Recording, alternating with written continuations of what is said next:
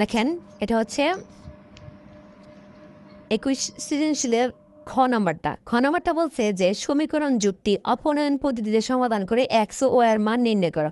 এক্ষেত্রে আপনাকে উল্লেখ করে দিছে অপনয়ন পদ্ধতিতে আপনাদেরকে এই সমীকরণ জুটটি সমাধান করতে হবে। এক্ষেত্রে আপনার প্রতিস্থাপন করলে হবে না, অঙ্কে যে পদ্ধতি উল্লেখ থাকে ওই পদ্ধতিতেই করতে হবে। তাহলে দেখেন আমরা অঙ্কটা করি।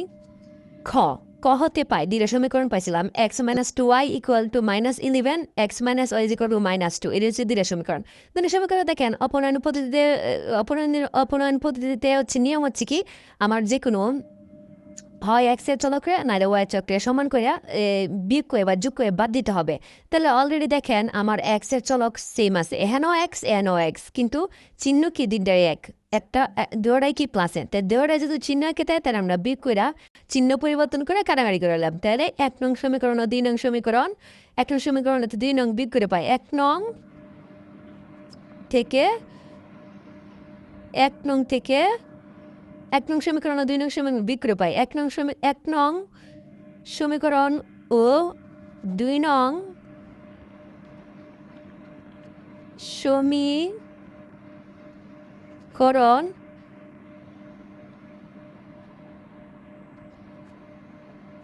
বিয়োগ করে পাই।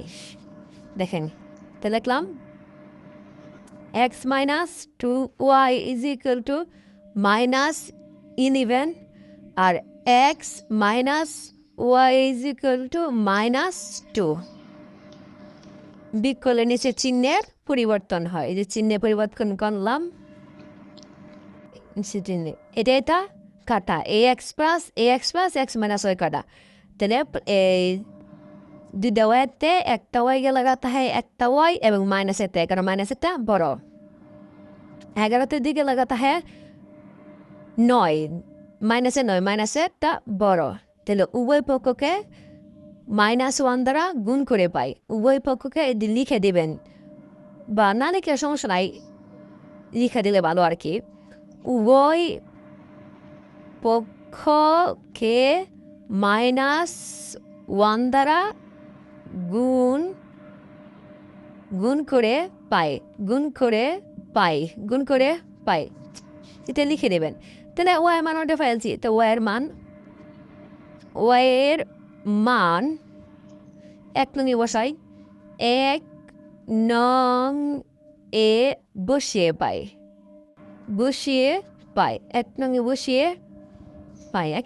বসিয়ে পাই। তো 1 নং এটা হচ্ছে x-2 × 9 × -11। তো লিখেন দেখাম 9 দুগুণে 18 -11, 18 এদিকে প্লাস আছে, এদিকে নিলে মাইনাস ছিল, -11 + 18। 18টাতে 11টা লাগা থাকে হলো 7টা, ঠিক আছে। তাহলে এক্স আর ওয়াই মান ফেলছি, তাহলে লিখবাম নির্ণয়ে সমীকরণ জোট, সমীকরণ জোটটি x-y সমান হচ্ছে x এর মান পাইছি হচ্ছে 7 আর y এর মান পাইছি হচ্ছে 9। এটি হচ্ছে আনসার।